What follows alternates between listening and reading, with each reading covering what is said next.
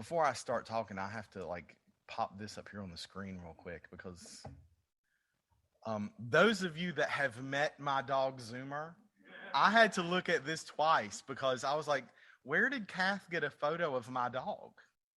But this could be Zoomer's litter mate, but that is not my dog. That looks like my dog, and it's a happy dog. And Zoomer is never happier than when she is chasing the waves and swimming. So that's a really beautiful thing. And this made me think about Zoomer. And for those of you that have been on this journey of dog ownership with me, I keep thinking about getting her into obedience classes. And then they have those obstacle courses for dogs, the training and the jumping and all that. And that reminded me of a friend of mine who then posted yesterday that she's got her children in little ninja classes now. Do you know these little ninja classes? It's when I was young, I just climbed fences and trees and walked on brick walls and jumped and all that. Well, now they go to little ninja classes. And then we wonder why, these young adults are doing parkour. Do you know parkour? The younger people I know parkour. It's I don't do parkour. I know that is shocking to everyone. I did, however, take stunts and tumbling when I was in college because I was a theater major. My friend Sarah just roars with laughter every time I mention that I took stunts and tumbling. I don't know why. She thinks that's terribly funny. And so this has been playing in my mind the past few days. And so I want to tell you about a marathon today. I want to tell you about a marathon. Because in 490 BC, the very first marathon happened. Does anybody know this story? 490 BC, this is a long time ago. There was a war between Athens and Persia. Athens, Greece, not Athens, Tennessee, where Janet was talking about. Athens and Persia were at war, and Athens won the battle of Marathon. And so the leaders told one of the soldiers, Phidippides, not sure if that's quite right, but Phidippides, you need to run back to Athens and tell them that we've won,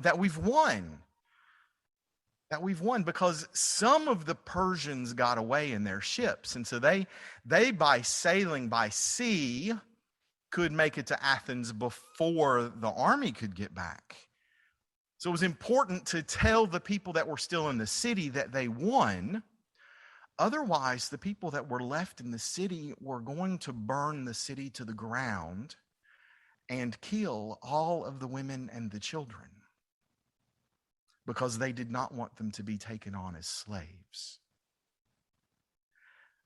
Now, that's a lot of pressure then to have to run, and it was between 24 and 26 miles that he had to run and go deliver this news. And the myth, the story, the narrative of this is that he arrives in Athens and he screams out, "Nike," which means we have won, we have victory. And then he fell to the ground and died after running 26 miles. So he had just fought in a battle and then ran 24 miles. I get winded walking up the stairs.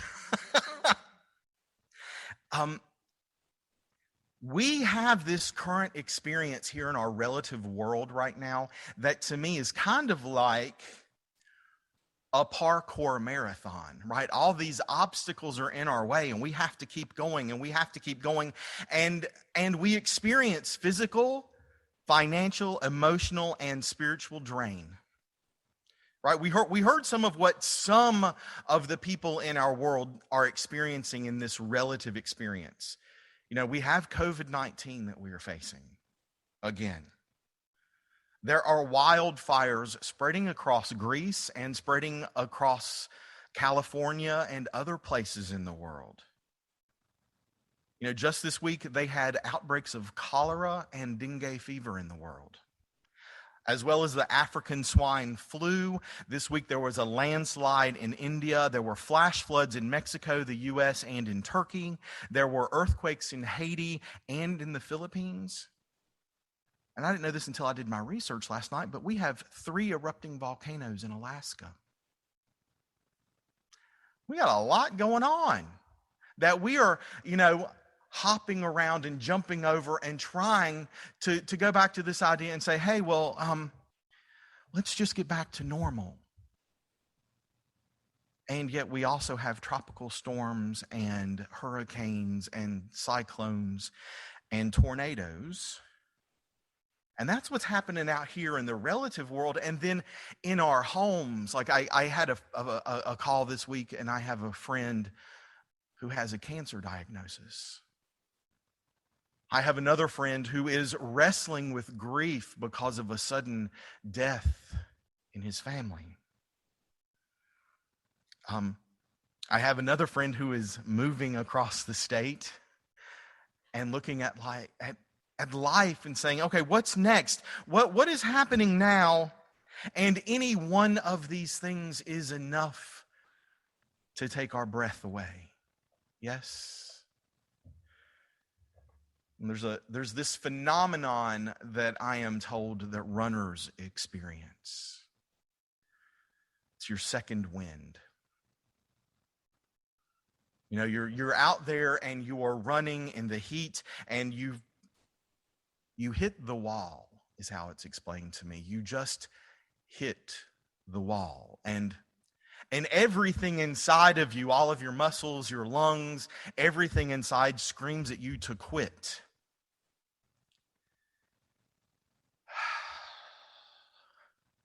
Has anyone ever felt that? And then you get your second wind.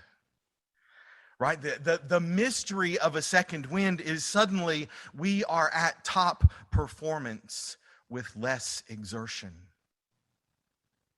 Right? We are at top performance with less exertion.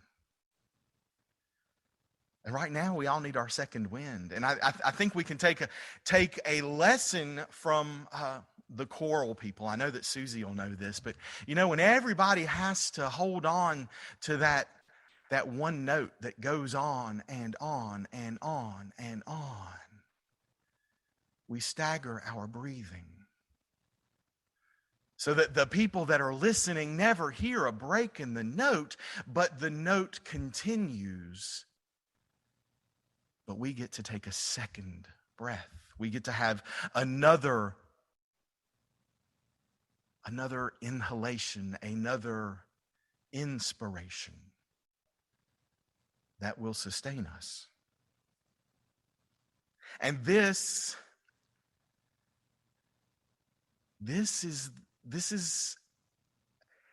is our executive faculty of will showing up in our lives. We get to feel this inspiration, and when we have that inspiration, our will becomes this leader in our lives, this leader in our consciousness, and then we get to use our faculties in concert. Right? We've talked this whole year about how we have to pair all of these faculties together. Because we know that love without wisdom is kind of foolish, right? And we know that wisdom without love can be harsh. We know that our power can become force when we don't pair it with our understanding. And so we get to use our will when we are inspired to direct our faith. Right? When we use our faith under the direction of will, we can pivot to the truth. And that reminds us that we are just having this physical experience. that this relative world is not the truth. We are, in truth, spiritual beings, yes? Having an amazing physical experience that sometimes does not feel great. But we pivot to the truth. We pivot and we use our will to direct our strength so it matures into our conviction. Right? We use our will to mature our wisdom into our knowing. We use our will to direct our love so that we can pay attention to our desire, so that we can live in at one-ment, this place where we know that there is no other.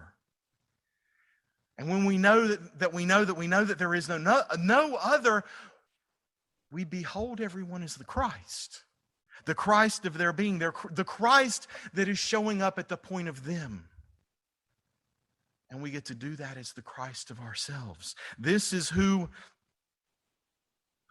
we are called to be.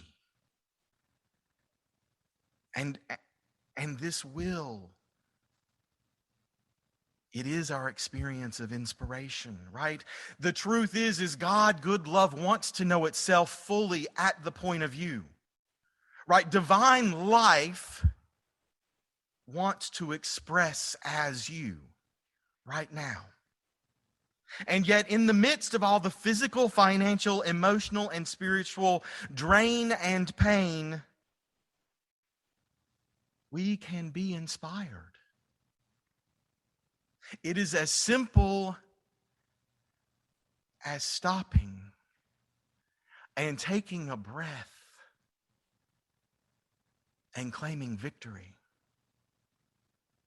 Take a breath and claim victory, right? Because you still get to take a breath and claim victory. When the Olympics started, it actually, the Olympic Games began in 1896, and the first games were in Athens, Greece. And the what has now become the Olympic Committee, they are like, okay, we want to celebrate the history of the Olympics. And how can we do that? And they decided, okay, we're going to commemorate the race that Pheidippides did when he ran from Marathon to Athens. And so the very first marathon was ran in the 1896 Games. And there were 25 entrants. And only 9 people finished. Only 9 people finished. So the Olympic Games have a history of people not always being able to complete, to not have victory. And I found this interesting in my research, that every marathon in the Olympics was a different distance for the first 13 years. Because they decided that the length of a marathon doesn't have to be the same as long as all of the runners are traveling the same distance. So it wasn't until 1908 that they decided, okay, a marathon is going to be 26.2 miles. If you see those stickers on cars when you're driving around that say 26.2, that means they're a marathon runner. The sticker I want for my car says 0.0 because y'all, it's too hot to run here. So 26.2 miles. Oddly enough, 26.2 miles is the distance from Windsor Castle to the White City Stadium. Because in 1908, that's where the Olympics were hosted. And they actually moved the finish line by 385 yards. So the finish line would be right in front of the royal family's viewing box. And that's why in a marathon now, I didn't know this, that when you get to the last mile in a marathon, people scream, "God save the Queen." Because you're almost there. You almost get to see the Queen. Because you're almost at the end.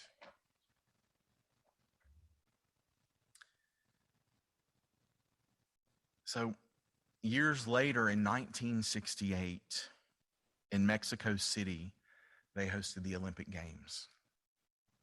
And 75 runners started that year in the marathon. 75, that was quite a jump from what happened before. And Tanzanian man named John Stephen Akhwari was running a marathon for his country.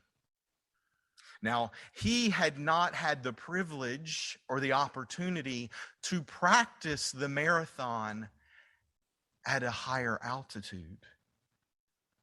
And if you know anything about our breath, you know that when you're in a higher altitude, your breathing changes.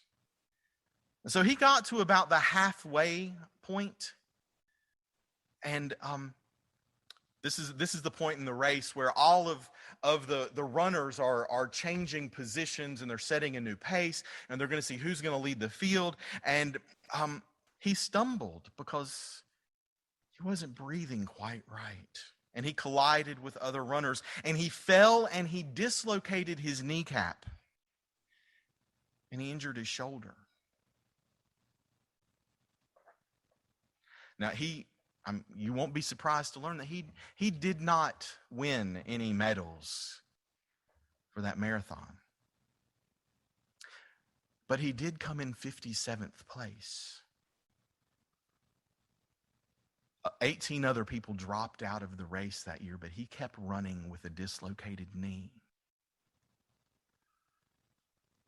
And reporters met him at the finish line. You know, the ceremony was long done, and they had awarded the medals for that. And the reporter said, "Why did you keep running? You were hurt."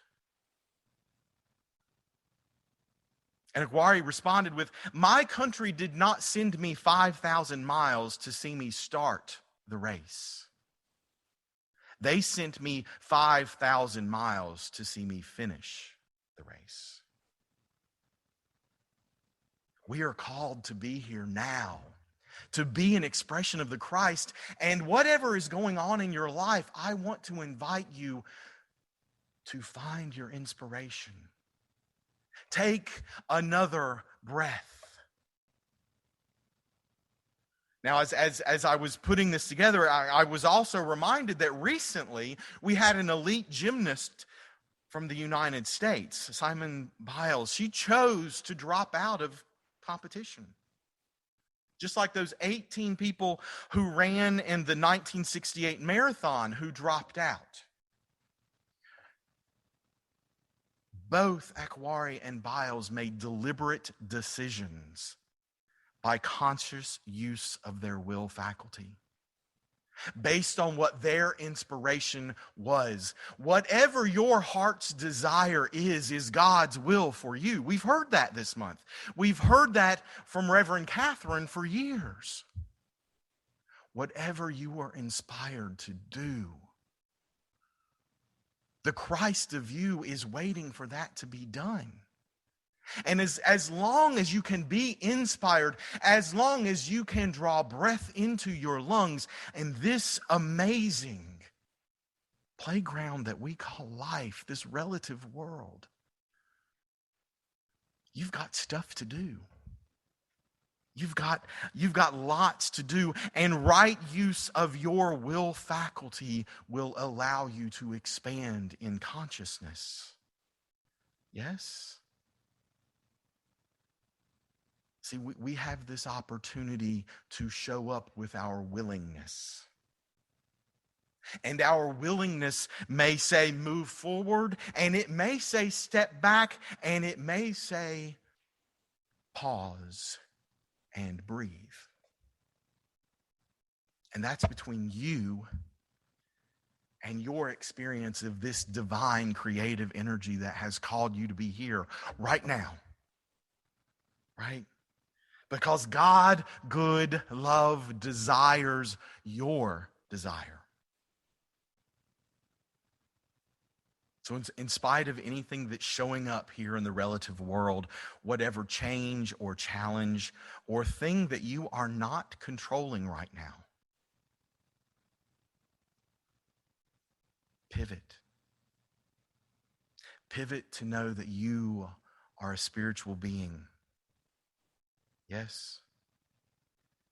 Seek your inspiration. Activate your will. Draw on all of your faculties to become who you are here to be.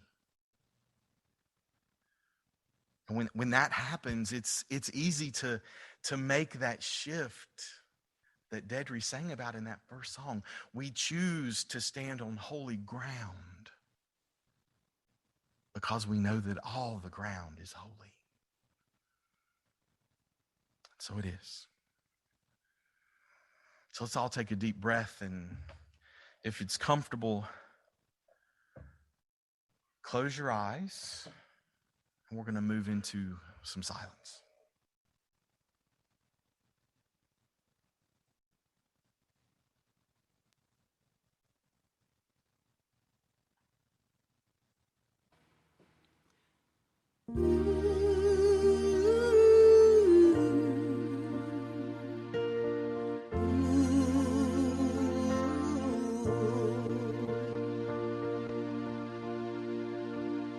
I know the race does not depend on the swift nor on the strong, but on the one who can endure.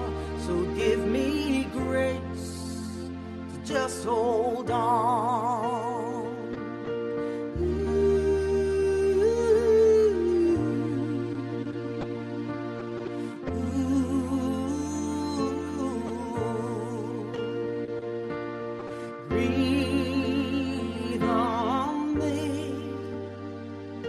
Restore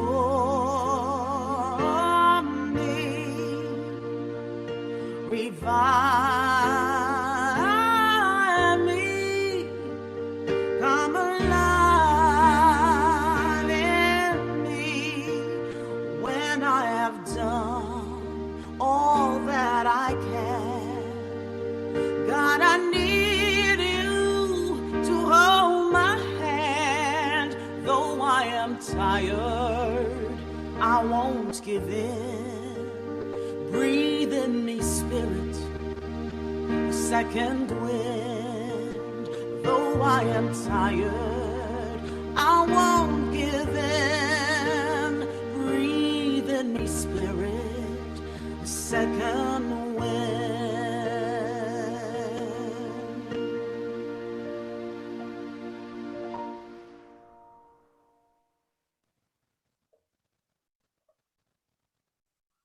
So if it's comfortable, take a deep breath.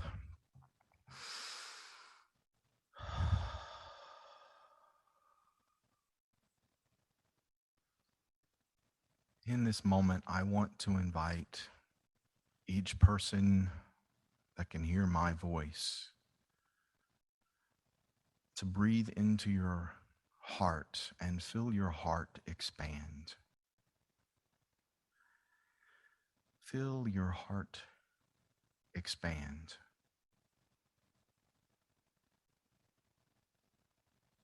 And use your imagination in this moment to picture Reverend Catherine and Sepp Klein.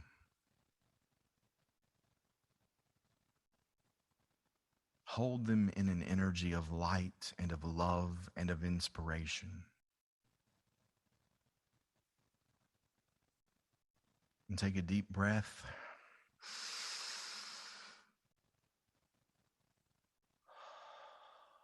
And we see their joy, their laughter, their excitement, their inspiration for what is next, what is new, what is that thing that they desire, that they will take a deep breath and claim victory. In this moment, we open up and we channel gratitude, an enormous experience of gratitude for the love and the presence and the guidance that they have been to so many people and to this organization.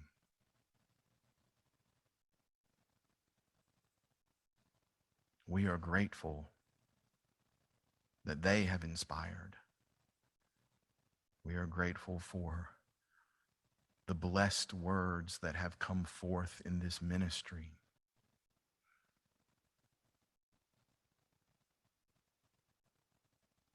We claim victory for this lap, but the race continues. And so we lend them our strength and our faith, sending them with all of the love we can muster. And now in a moment of silence, we just sit in gratitude and send love in the silence.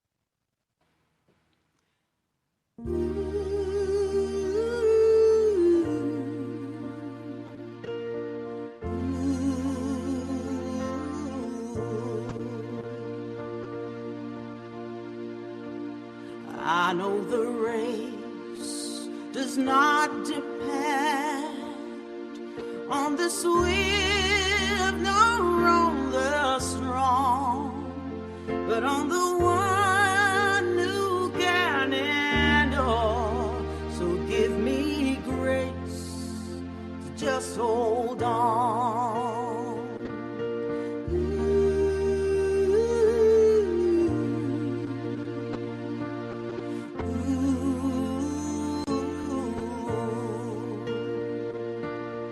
Breathe on me, restore